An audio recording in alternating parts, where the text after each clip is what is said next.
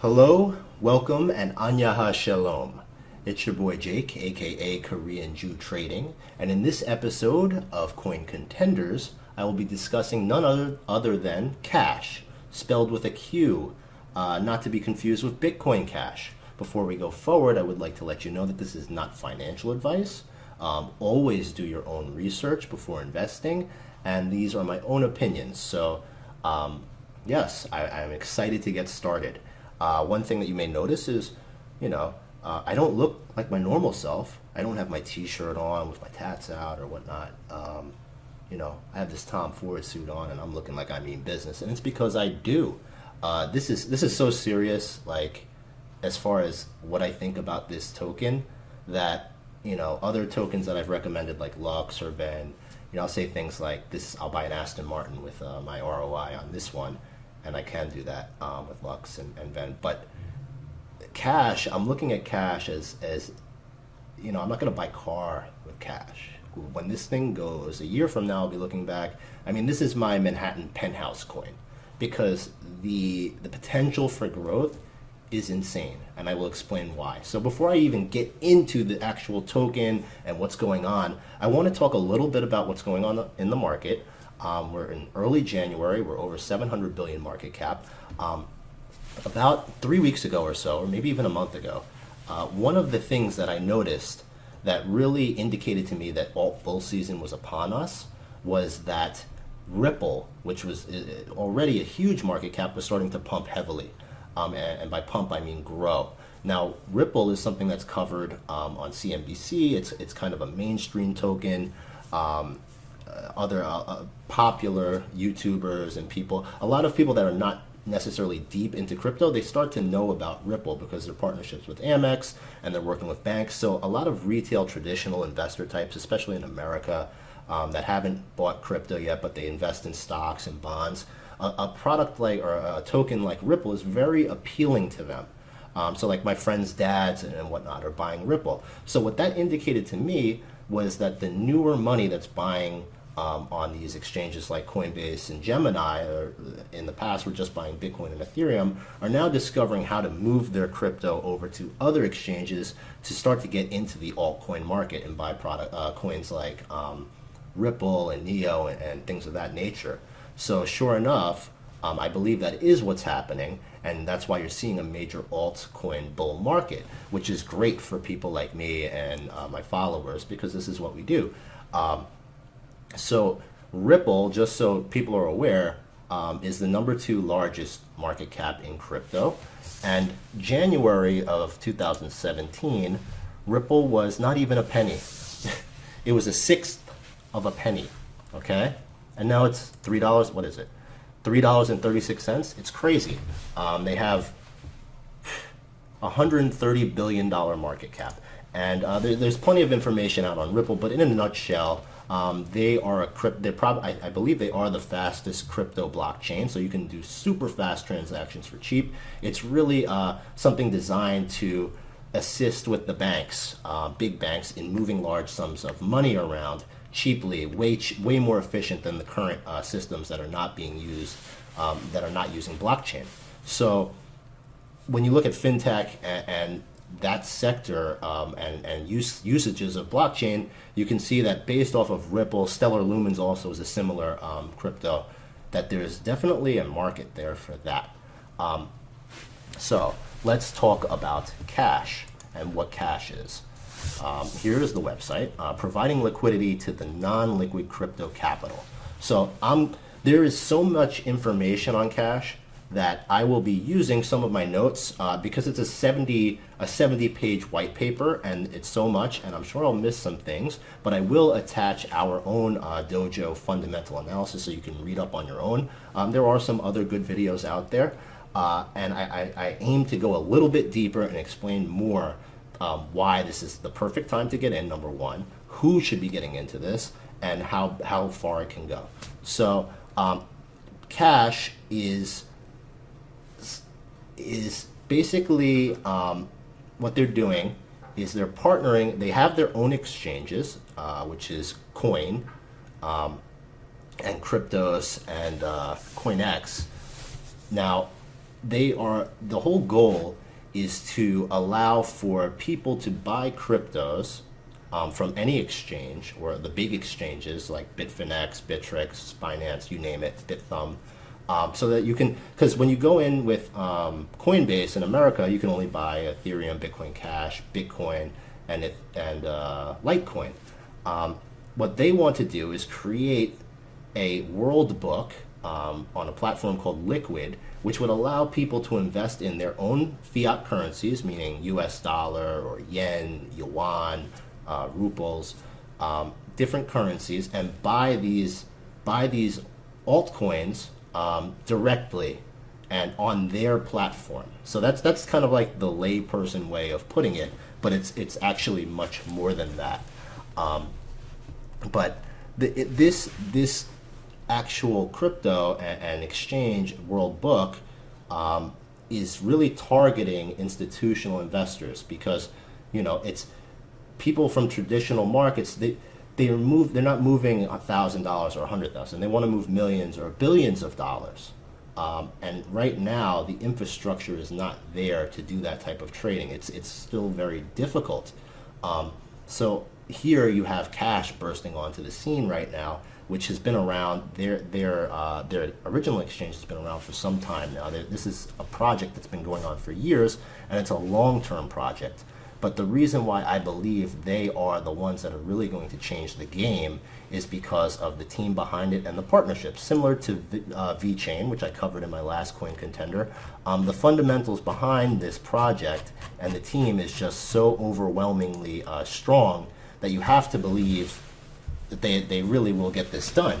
So we'll quickly go over the team. Obviously, I'll link the website so you can do your own research on these individuals. But the CEO, who's done, I was very impressed with him in his AMA, Mike Kayamori, has been over 22 years in investments. This guy, he's got a batch. He went to law in Tokyo, and then he's got an MBA from Harvard. Worked SoftBank, senior VP at SoftBank Group. Very well respected leader. Mario Gomez Lozada, he was the CIO of Credit Suisse, and these guys are all legends, very, very reputable people. So you could scroll through, but it's really their advisors. Masaki Tanaka is the board director. He's a senior global advisor at PwC, PricewaterhouseCoopers. Atsushi Taira, I hope I didn't butcher that. Chief Growth Officer at Mistletoe Inc., and Paul Ku. Some of these investors are the biggest billionaires in Japan. And when you look at crypto in a whole, right now America is kind of picking up the pace, but Korea and Japan have been the most friendly to crypto. So I'm looking at projects that are not just American or Chinese, which are the two superpowers that if they were to introduce regulation, the market would take a hit and then it would grow. But I want cryptos that are going to be able to withstand U.S. regulation and things of that nature.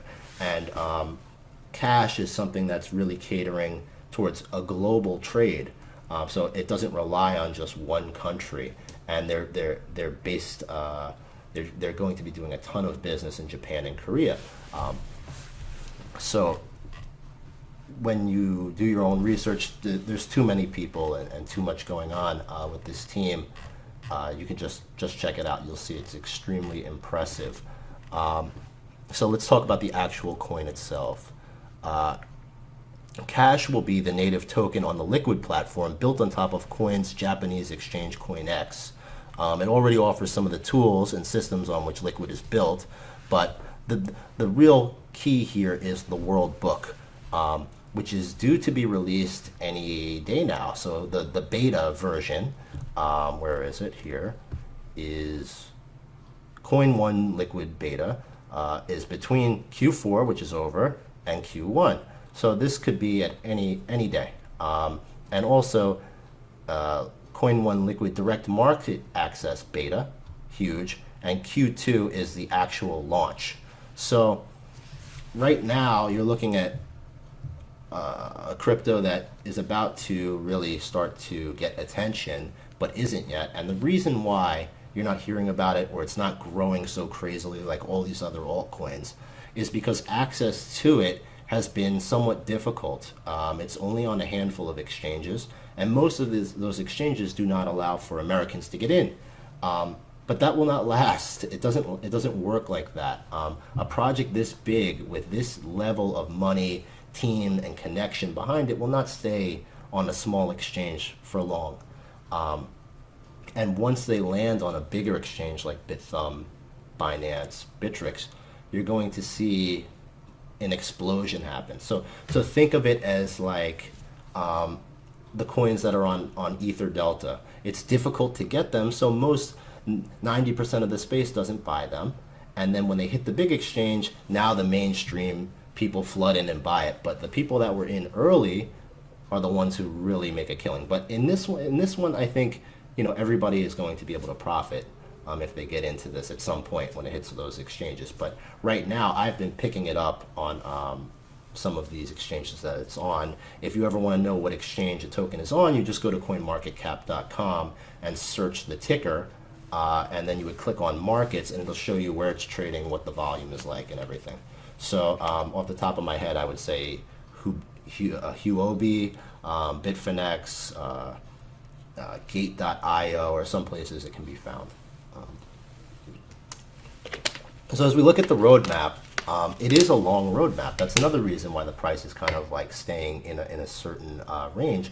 But in general, I think it has already hit its bottom. And as Tika from Tika would say, it's an asymmetrical trade to me, meaning it has almost unlimited upside with minimal downside.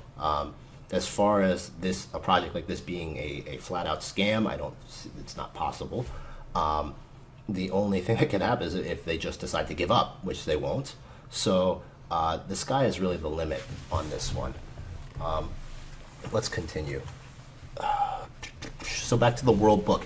It's designed as a globally sourced trading platform that aims to incorporate all other major crypto exchanges while offering fiat pairings from not only the leading currencies, but also emerging economies in Global South and Asia.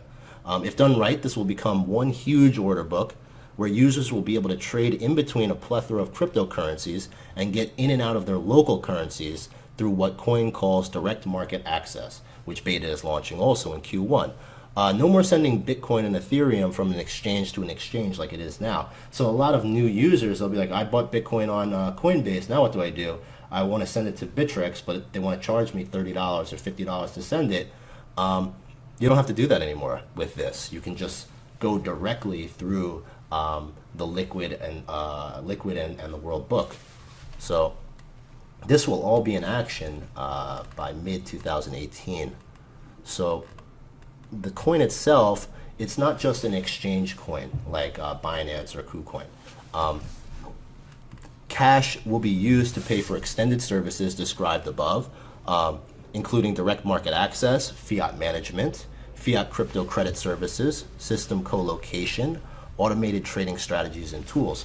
So some of the things that traditional investors or Wall Street types are used to using will be offered on their exchange, and you can pay for it with the Cash token. Also, trading cash pairings, so if you're trading with your cash, you get a 5% discount everywhere on the Liquid platform. So 5% may not seem like a lot, but if you're making $1 million trades, it makes a huge difference.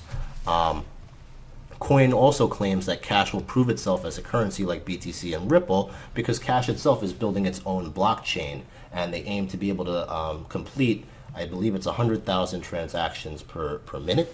Also, one of the most exciting components to the Cash token is that the blockchain will be proof of stake, meaning Cash holders will be able to run a node and generate more cash. That's why their circulating supply is lower than their total supply. So with that being said, let's look at where they stand. We are currently at a $387 million market cap. That puts them in 80th place, and there's 350 million cash circulating with a total cap of 1 billion. So back 3-4 months ago, 387 million was a pretty respectable market cap size for an altcoin. However, with this, now we're at 750 billion. We'll probably by the summertime be in the trillions easily, multiple trillions. We look at the top 10, the top fives. These are huge multi-billion-dollar market caps. So when you look at Qash's growth potential, I believe that by the end of the year, it will be no less than a top 10 crypto, and it potentially could be a top 5 or top 3. So when I'm projecting what type of growth I can expect from this, that's the way I'm measuring it. So, you know, where is it? I can't even see it here. Where did it go? 78th. It's moving up a little bit. But nevertheless, for what the project aims to do and the size and magnitude and comparing to what other fintech coins have done, this one is going to blow the others away. That's how I see it. So it's not a matter of if, it's a matter of when. And if you had invested in Qash, let's say a few weeks ago or a month ago like I did, you would have made some money, but you would have lost opportunity because other tokens like VeChain or Lux or Ripple, Verge they've performed much better. They've gone parabolic. You know, you're talking hundreds of a percent or even thousands of a percent returns. But it didn't bother me at all because the way my portfolio is diversified, I understood that Qash was not something that was going to give me crazy dividends right away. So also when I was doing the VeChain coin contender video, the reason I knew about Qash and I felt the same way as I do now, but the reason why I chose VeChain was because of the timing. I saw that VeChain was ahead of Qash and had events and it was the right time where it was flying below the radar, where in the near future it would end up blowing up. And we're seeing that happen now. So Qash right now, they haven't launched the beta Worldbook, but that is going to happen soon. Their direct market is going to happen soon. And once that happens, it will get way more attention. Then what you need to happen is for it to be added to additional exchanges, which will happen. In that time period now, in between now and when they actually launch Worldbook, the real edition, I believe it's Q2, you're going to see a lot of hype and excitement around it. And that's why I'm just fine with placing some BTC in there now, and I'm just going to hold. I don't even have it on an exchange. If it went up 500% tomorrow, I wouldn't sell it because I'm just keeping it on my Ether wallet, and I'm going to wait, 6 months, a year on this, and I know for certain in my mind that it will be the right decision because it's a long-term project. So, comparing to some like Stellar Lumen, Ripple, these are 12 billion. 6 months from now, the market cap will be bigger. The top 10s are going to probably be, 100 to 200 billion dollar market caps, and Qash will be one of them. That's what I believe, and that's what makes it a coin contender. So I hope you enjoyed this video. Always click that like button if you did. Subscribe. I do have a ton of other stuff coming out. I was on vacation and I've been busy with the dojo, but it is my plan to release a top 2018 cryptos, my top cryptos of January, and I also have a new undervalued gem video coming out soon. So definitely subscribe, turn on those notifications because sometimes, timing is of the essence. But to me, Qash is something that it's good for somebody that can that has the patience. They're not looking for 1,000% today, and they're okay with investing. Like EOS, when I was talking about EOS in September, I called it a grandma token because grandma wants to invest in this Bitcoin. You just take her money and you put it in EOS when it was 50 cents and wait a year and see what happens. Qash is the same thing. You take grandma's money, you put it in Qash, and you don't say anything and wait a year, and usually it happens way sooner than a year or 6 months. So that's the way I see it. I hope you enjoyed, and I will be talking to you all soon. Take care.